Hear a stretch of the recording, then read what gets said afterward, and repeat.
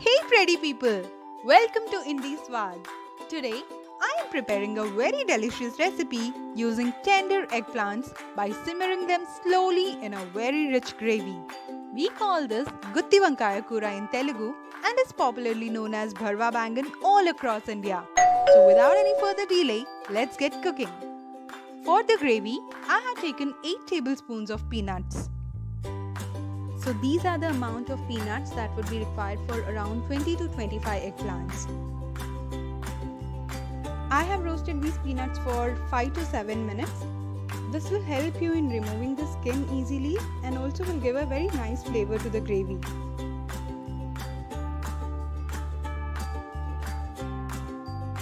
Next, I have taken 4 tablespoons of sesame seeds and I'm gonna roast them until they attain that golden brown color and start giving real nice aroma.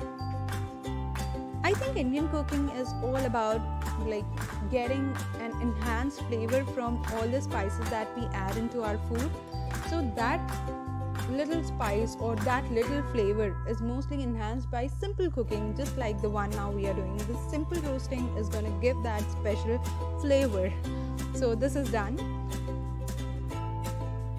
Now I'll take half teaspoon of fenugreek seeds, 1 tablespoon of coriander seeds and 1 tablespoon of cumin seeds. So these will be roasted for around 5 minutes or so, mostly depending on when they start giving that nice magical aroma. Basically, this moderate level of roasting is gonna activate the oils that are captured in these seeds. So though it's important not to over roast them, just to get the taste intact. So these are done. Next goes in a tablespoon of poppy seeds, and these I'm gonna roast for around 2 to 3 minutes. Not more than that, otherwise they might get burnt. And guys, did you know these are really good for your digestion and are known to improve your skin and hair health? But you might have to skip on using them if you stay outside India, mostly because these are illegal in many parts of the world, as these are harvested from opium poppy. So coming to the next step, I'm gonna add in some red chilies, dried red chilies, and roast them. Be careful not to overdo them, otherwise there are chances you would start sneezing and coughing because of the smoke it might give out. Next, I'm taking a small piece of freshly sliced coconut. Actually, people also use desiccated coconut, that is the drier version of this, but I prefer fresh coconut. So we're gonna roast it around for 2 to 3 minutes. And then once it is done, I'm gonna take it out. So with this, I'm done with the first step of dry roasting all the ingredients. So next I have added all the spices, the roasted sesame seeds and the roasted peanuts. This I'm gonna grind into a coarse paste. So you can see that it's still dry. And to this I'm gonna add the coconut also and grind it again. So once this is done, I'll add some salt to taste, some turmeric, and then add some water into this because it's too dry right now, and then grind it again. So once we are done grinding, you'll see that it has turned into some coarse paste. So now this way it will be easy to fill in the eggplant and the filling also will not fall off. To the same jar, I have added an inch of ginger, few pods of garlic, some cashews and roughly chopped onion. I'm gonna make paste out of this, and once that is done, I'm gonna add 3 small sized tomatoes and make puree out of it.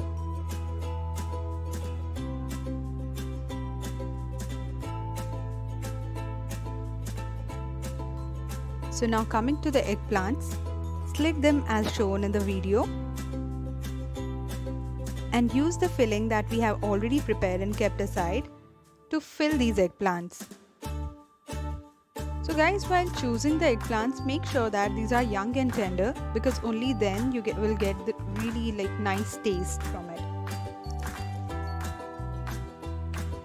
So as you can see, I'm gonna stack all of these eggplants similarly. Well, here I have shown you only a few of them. As I said, I've used around 25 eggplants. So, but all of them I have just filled in the same manner as shown here. So just fill in these eggplants liberally, because the more the masala in these, the more flavored these would be.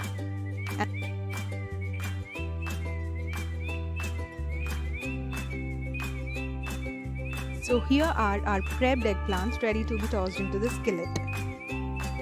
So I have heated the skillet and have added some oil to it. Since it's a non-stick one, I haven't added too much of oil into it.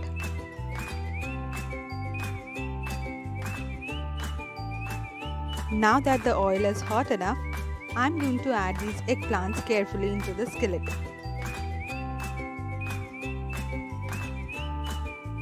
So since my skillet is big enough, I have added around like 10 to 12 of them here and roast them carefully.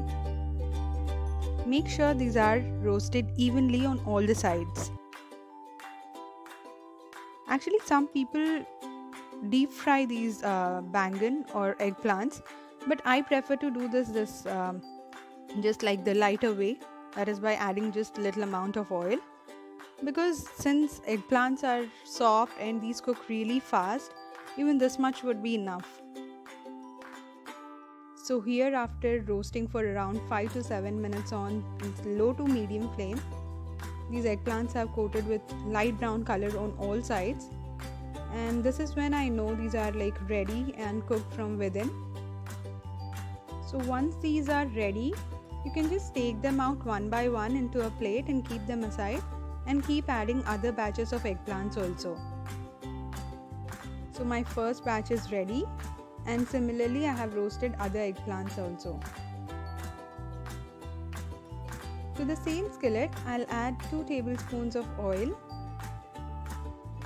and once the oil is hot enough, I'll add 4 to 5 cloves, some star anise, and when you can feel the aroma in, just toss in the roughly chopped onions. So here I have taken 1 medium-sized onion.